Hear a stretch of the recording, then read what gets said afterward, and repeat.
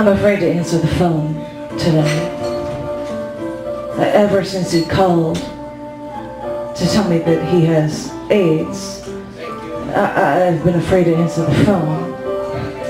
To hear that his condition has turned for the worse, or that he just died.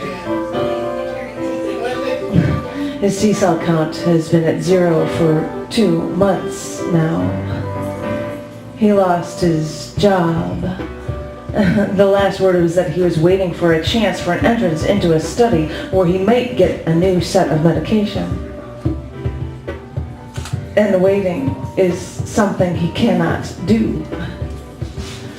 So I've looked at the homeopathic options, and I sound like his mother telling him to eat fresh fruits and veggies, don't eat raw seafood or raw eggs, cook your meat until it's well done to get the protein you so desperately need.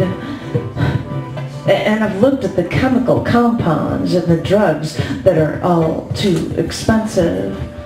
And I was surprised to see how many times I saw nitrogen listed in those drug compounds. Nitrogen. I've only heard of it as a liquid nitrogen for super cooling. Dip a rose into liquid nitrogen and drop it so it shatters. I've even heard of nitrogen capsule widgets to carbonate stouts, or that it's mixed with oxygen to make a laughing gas. Maybe I need nitrous oxide, because yesterday was the first day I hadn't cried. I might have been feeling fine for a half hour, and then something would trigger it in my mind. I thought maybe I was getting used to the news, but I cried again today. On the phone, you said you can't let the thought of death kill you. And I was trying so hard not to start sobbing on the phone. You see, this is why I'm afraid to answer the phone now. You were on the phone with me saying that you just have to get used to the fact that you're not going to grow old or have a family. You said that some people feel like they're on death's door with a T-cell count of 400, and some people can run marathons with a T-cell count of 0.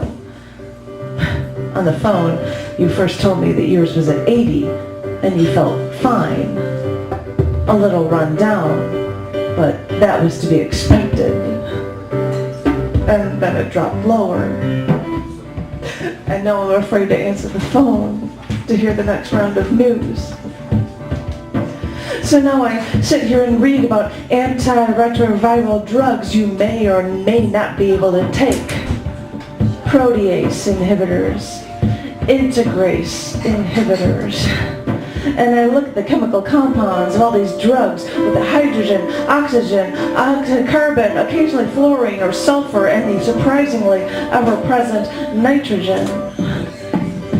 I stare at these compounds, wish I could put the elements together myself to give you what you need. Why did I have to learn about compounds in chemistry class if I couldn't make these compounds to help you live? Because now I just sit here and rave and hear my telephone ringing.